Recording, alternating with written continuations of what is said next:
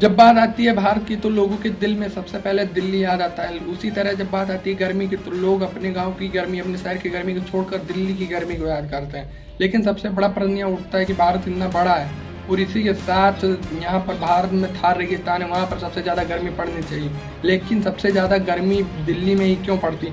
हर बार दिल्ली में ही heat wave और इतनी बड़ी गर्मी ही सबसे ज़्यादा कहर क्यों उड़ाती है? क्यों दिल्ली के लोग ही परेशान होते? तो आइए जानते हैं, लेकिन उससे पहले दिल्ली की स्थिति और उसकी परिस्थिति को देखते हैं।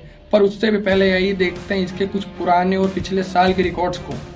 आपको बता दें कि इस साल की फरवरी 2025 के फरवरी ने पिछले 125 साल के फरवरी महीनों का रिकॉर्ड तोड़ते हुए सबसे गर्म महीने का रिकॉर्ड बनाया है। और इस साल वैज्ञानिकों का मानना यह भी है कि 4 महीने से ज़्यादा गर्मी पड़ेगी और हीट वेव और गर्मी अपने चरम सीमा पर होगी।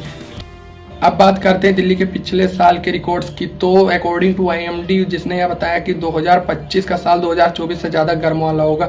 ये साल का जो सबसे गर्म महीना होता है, अप्रैल से जून के बीच में सबसे ज़्यादा तेज हीट वेव चलेंगी।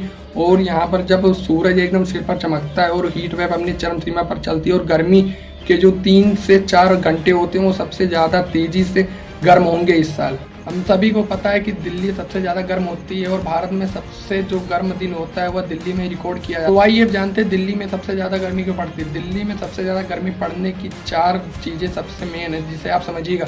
पहली इसकी लैंडलॉक लोकेशन, दूसरी इसका थार मरुस्थल से नज़दीकी, और सबसे बड़ी बात तीसरी इसे समुद्र से इसकी दूरी, और चौथी इसके चारों तरफ कई क्षेत्रीय क्षेत्रों का जुड़ाव, और सबसे बड़ी बात जो सबसे मेन पड़ जाती है, इसके चारों तरफ के शहरों और प्रदेशों का पॉल्यूशन का इकट्ठा होना, और जहां पर हीट वेव और गर्मी एक साथ जुड़ा होकर दिल्ली के ऊपर कहर आती है और दिल्ली की हीट वेव अपने शिखर तक पहुंच जाती है।